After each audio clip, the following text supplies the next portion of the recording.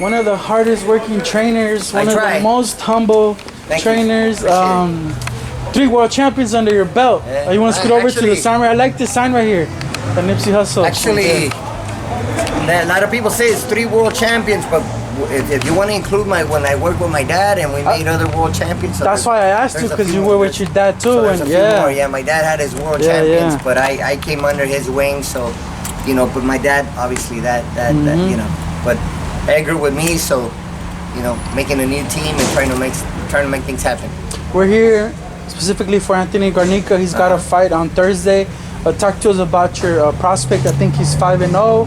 He's looking very good. From the last time I saw him, he looks more mature. His body, everything. Like he looks real good. Yeah, he looks physically, mentally. He's in a better place.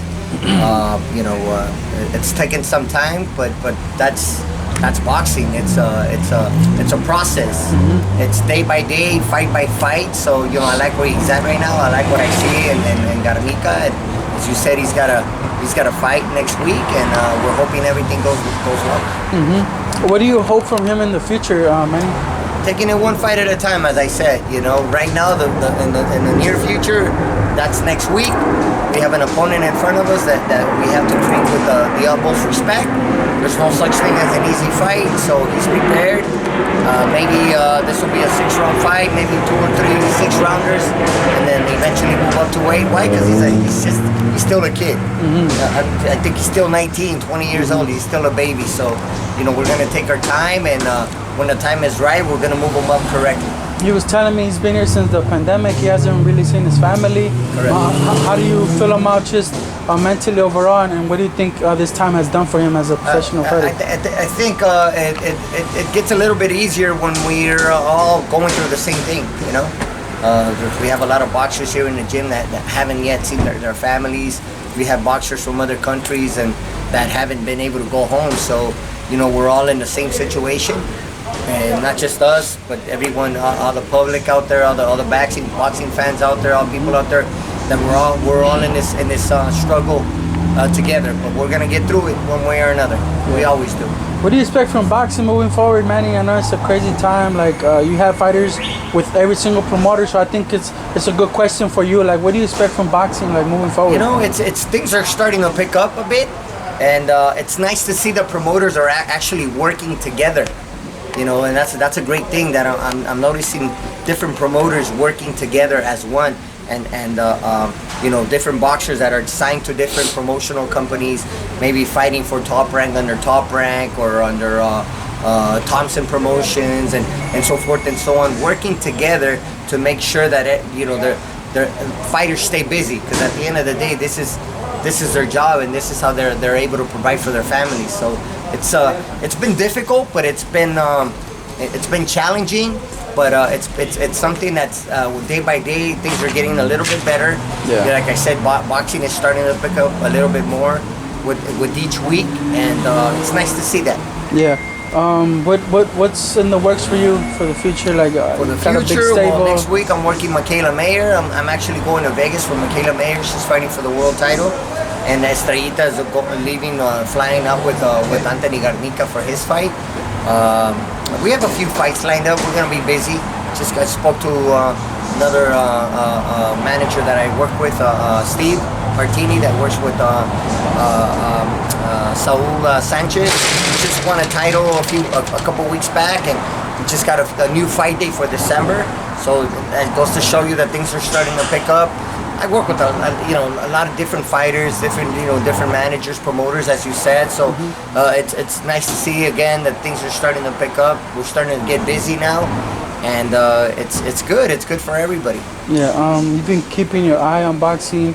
Any fight in particular that stood out? There's one that just passed between Lomachenko Lopez. Yeah. Did you get a chance to absolutely. see it? I just got back from vacation. I was in Mexico for a week, and I was like, man, I gotta see this fight of the year, right? At least we all thought it would be fight of the year. It was a great fight. If you're a boxing purist, you appreciate that type of fights.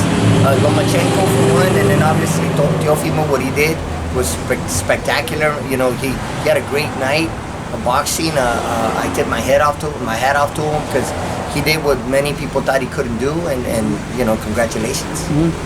How'd you feel about his performance, Loma's performance? Now he had post-fight surgery, like everything that's going on. How do you just assess the whole? I just think that Lomachenko, and a lot of people agree with me, that he just took too long. He reacted a little bit too late. You know, he left the first 5-6 rounds with really not a lot of activity. So by the time he decided to beat Lomachenko, it was too late. You know, Teofimo was too far ahead. And then I give the last round to Teofimo to, you know, where we all got a sense, that we all got a feeling that Lomachenko was starting to catch up, but you know, Teofimo went out there and finished strong in that last round. So I think that's what did it for him, that last round.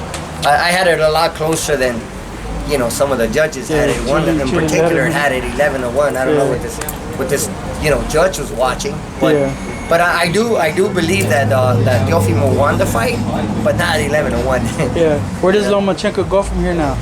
Oh man, it's difficult to say. You know, between you know, friends and, you know, the boxing community, the boxing family. We talked about the fight, obviously, as we always do, and I think it's gonna be difficult for I mean, the best thing for Lomachenko to do is obviously to get a rematch with Teofimo.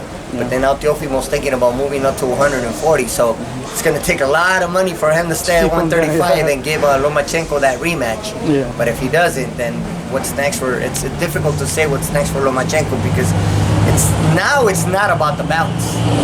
Now it's not about winning the world title. Now it's about getting his revenge with Teofimo. But now Teofimo, as I said, he's thinking about going up to 140. So if you want to keep him 135, it's going to take a lot of money to do that. Yeah. Who's the young fighter that you see competing with Teofimo right now? Out of all the young ones, there's a lot of good fighters out there, particularly at the 135 weight class. A lot of great fighters, you know, Teofimo for one, Devin Haney, Lomachenko, Linares, Ryan. A lot of good fighters, man. That weight class is stacked. And then don't count out Mikey Garcia. Mikey Garcia can, you know, he's the type of fighter that can fight you at 135, 140, 147. Yeah. So don't count him out. I was just saying that should the veterans give the younger fighters a chance, like the Teofimos, the Ryans, the Devins. Yeah. But then again, you see what happened with Loma. It kind of bit him in the butt. He had nothing to gain from that fight, really beating him. He even gave up part of he lost everything, purse, right? And he lost everything, really. The belts, the money, his decision in the pound for pound list. It's difficult, man. It's difficult, but hey, it's boxing, and that's why we stay glued to the TV, you know, with these big fights, and we just have to, as fans, I think, you know, even with the Lomachenko, I mean, I see that Lomachenko's been taking a lot of heat, you know, a lot of criticism, and to me, it's unfair. It's unfair because here you have a great fighter, Lomachenko, that gave his all, gave what he could. You know what I mean? And they're saying that he fought with an injury. Now there's talks that he fought with an injury. I don't know why. You know, but a lot of fighters, you know, sometimes they fight with injuries. No fighter is ever 100%. But I believe fighters are taught to suck it up and fight, be a fighter. Right. You know? Yeah. But I believe he deserves more respect. You know, he's a great fighter, great champion, Olympian, gold medalist, world champion as an amateur. Remarkable fighter, in my opinion. You know, before the Teofimo fight, I had him as a pound for pound best fighter in the world. So I believe he deserves more respect. Speaking of respect and criticism, you know, you've had your fair share. Trainers are the first to get blamed for a fighter's performance. Yeah. You've rebuilt yourself many times. Yeah. You've lost fighters that come and go. Where are you at, Manny, in terms of the training? I'm great, man. I'm in a good place. You know, it doesn't stop for me. It doesn't stop when you're passionate about what you do and love what you do and love working with kids, with the amateurs, with the pros. You try to block everything out, you know what I mean? All the negativity.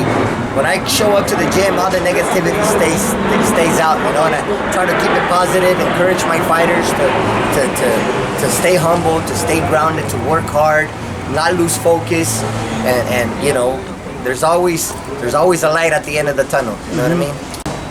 Last thing, what do you think the future holds for you, Manny, in the sport of boxing? Hey, I'm just taking it one day at a time. You know, as you said, Garnica fighting next week. We've had Michaela Mayer be working her corner next week. Sergey Bogachuk, 18-0, 18 knockouts, looking good. Man, there's so many kids. We have Anthony Herrera, you know, future Olympian. He's in France right now. He's in Spain last week, France this week. So yeah, I saw his first round fight. Was it the first round? This fight? Yeah. They stopped it. I think there was a cut or something. No, I think well there was. I don't know. Edgar can tell you more about that. There's some kind of technical decision there. What happened was that Anthony cut him in the third round. Yeah, yeah. And they stopped it. Yeah. But it was due through a punch, and they said it was a headbutt. It was a headbutt. But he fought a Spaniard in he had a Spaniard in Spain, so you know how that goes. But he's in France right now, and it's all about it. It's all about getting that international experience. You know, getting them ready for the pros. We're hopeful that he makes the Olympic Games. And after the Olympics, hopefully that he medals, and after that, you know, we'll go pro. Yeah, so you expect big things from Anthony? Absolutely. Yeah. All right, man. I appreciate your time like always, man. Thank you. Brother. Appreciate it, man. Gracias.